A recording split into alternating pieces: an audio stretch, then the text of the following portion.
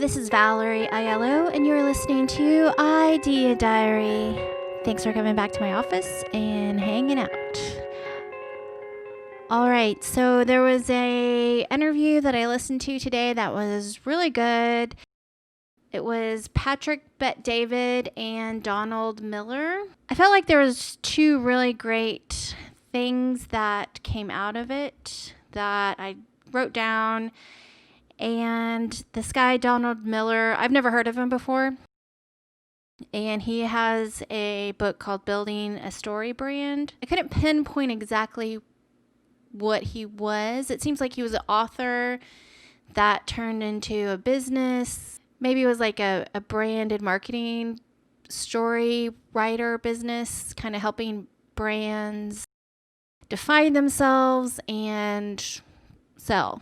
A couple of things that he said, I just kind of wrote them down, and I'll link the original interview in the description of the show, but just some quick cliff notes of it. It's a full hour, so if you don't feel like watching it, this was just some things that I thought were pretty good. So he said that people don't buy the best product. Usually they buy the product that they understand the fastest. So I thought that was pretty insightful. You know, I guess it is true when you're shopping anything, you know, if something has great packaging and it's really easy to understand, or their website's really clear and you know exactly what you're getting for the price. I could definitely see that being something that sells a product faster, is just being able to understand it really fast over maybe something that is more higher quality or it's better and they have to do a lot more research to figure out that this other product is actually better than this one. So sometimes people just want things fast. A lot of times they just want things fast and they'll just get something to get something. Just kind of his process of building companies and building products and suggesting how other people should do it. He talks about the 4 P's, which are product, people, process, and positioning. And he said the companies and businesses that get the positioning part correct, they're the ones who win over, you know, their competitors, I guess. And he talks about hiring people through this interview.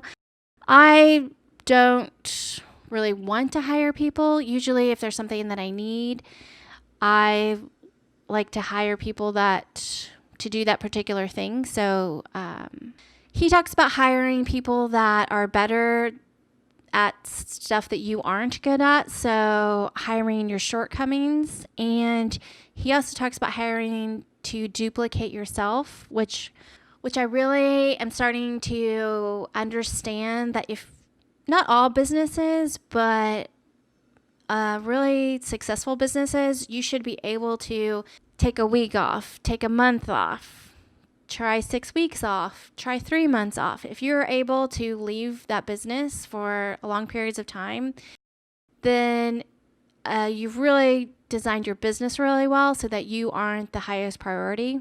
So doing client work, what I was doing before, if I wasn't working, then I wasn't making money. So that is the kind of thing I'm trying to get away from.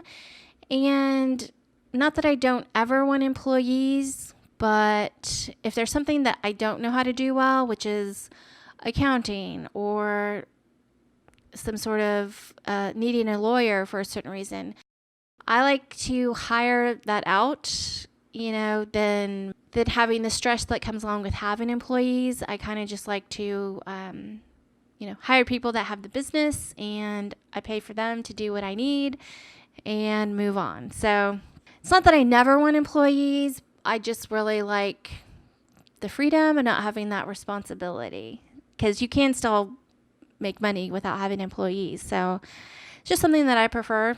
If there was a reason to have employees that I couldn't avoid, I wouldn't not do it. It is a scary thing, but it's not like a deal breaker. It's not something that makes me frozen with fear or something. It's just one of those things. It's not really for me. So he talks about being a value-driven professional and he quotes this guy named Andrew Grove from Intel, and he says, this other guy says, everyone is their own company.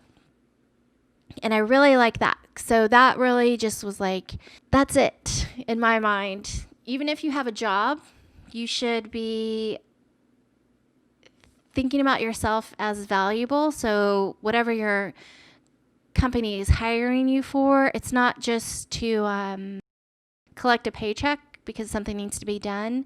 That is fine, but there's also the type of employee that's sitting at their job and thinking, how can I make the company more money? How can I be more valuable? And then hopefully getting raises based on how valuable or how much value you bring to the company. That's not to say every job needs to be like high stress and you have to do the best that you can all the time. Sometimes it is good to just have a job to relax and kind of just be there to do that particular thing, because when you get off work, you need all your brain power for your own business. But in general, I think if everyone can think of themselves as their own company, whether you're getting a paycheck or you're getting client work, I think that was just a really interesting way to put that.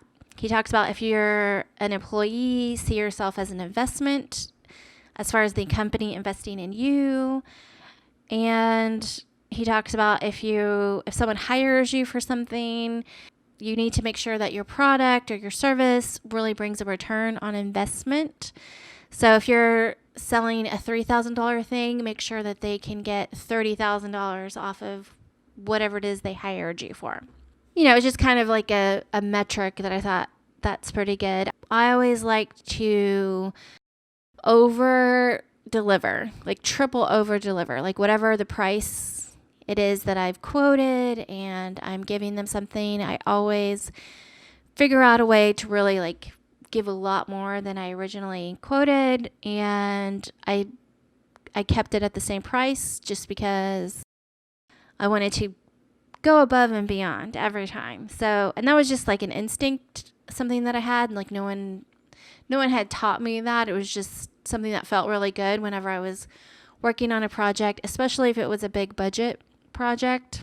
I always like to give a little bit extra at the end. I heard about this new job, customer service manager. So I guess that's the new it job. So maybe 10 years ago, being a social media manager was the new it job. And now I guess the new it job is customer service or customer success manager, which means you are kind of hand holding the customer from like purchasing or maybe even before purchasing to using the product to having success.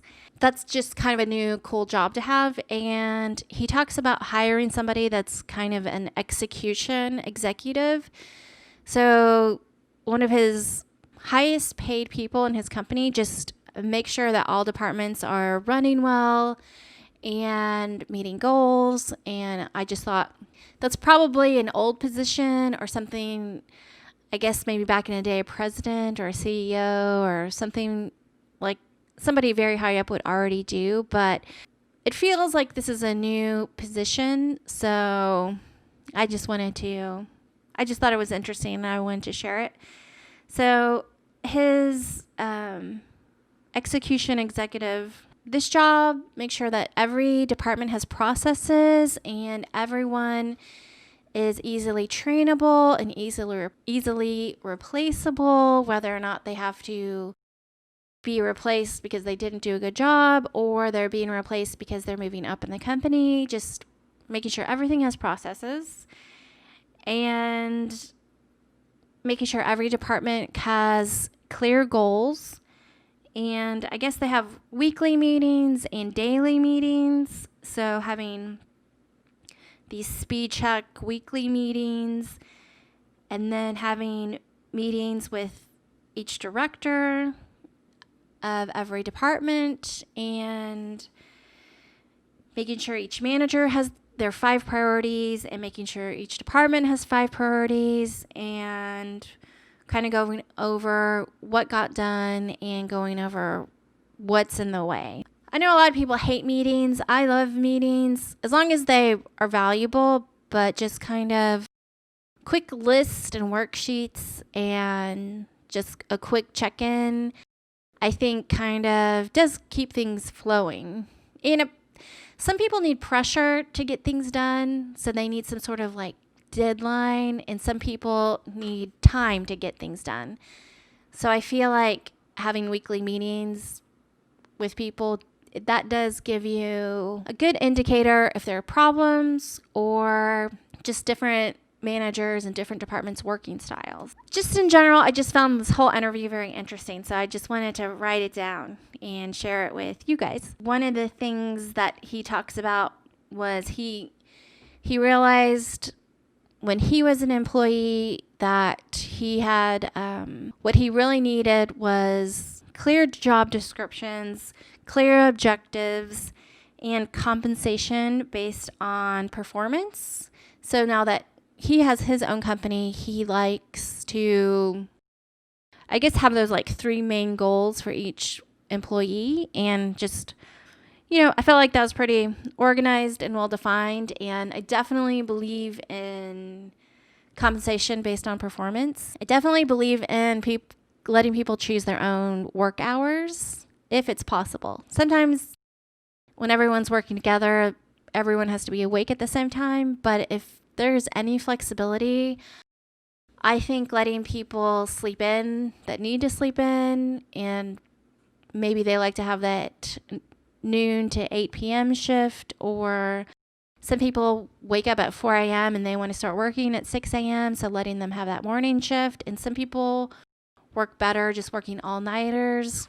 I think giving people the ability to choose their own hours is huge. It's a luxury, possibly, but I feel like that just makes people feel really special and valued. Another thing, and this is the last thing that I just found like that was pretty good, was he talks about story. So because I guess he's a fiction writer and he writes nonfiction books. But one of the things he talks about is with every story, there's usually a victim, and there's a villain, and there's a hero, and there's a guide.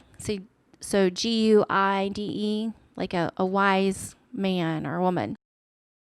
A guide. So he talks about when you're explaining your product or your service and explaining what you do, you need to put the buyer or the client as the hero. So when you're explaining what you do, you describe them as solving some problem that makes them the hero, and you're just the guide. So you don't want to make yourself the hero of your brand or your company story or your product story. You want to make the customer the hero of the story, and they're the big winner. And then you want to kind of position yourself as the guide. So that was just kind of a little aha thing for me, because I think a lot of people, when they're trying to sell their thing, they're trying to make it seem like they're the hero and they've got this thing and it's so wonderful and you need it too. But I think you need to kind of reframe that in a way that it's this problem or this situation that they need your thing for is making them the hero, and you're just kind of in the background of the story of, selling something or whatever it is, however you want to say it. I know people get like creeped out about selling and sales, and they think that it's awful and cheesy, and they feel like a, cheesy car salesman. But selling, if your product's good, letting people know about it and them having like a lot of success with it or really enjoying it is actually a positive thing. So, and usually if your product's good and your copy is good and your positioning is good, you don't really have to sell it. Hopefully they find it, they love it, they use it, and they love it. So anyways, I guess that's today's show. The interview with Donald Miller will be in the show description, and I'm going to listen to the audiobook of this. So I don't think I'm going to check it out at the library. I'm just They have the audiobook on Hoopla, so it's not very long. It's only 5 hours. So I'm going to listen to the audiobook of Building a Story Brand and hopefully give you guys a review and just have a feeling that it might be good. So I'm going to listen and hopefully report back. Anyways, that's the show. I still don't know how to end the show, so I'm just going to play the music.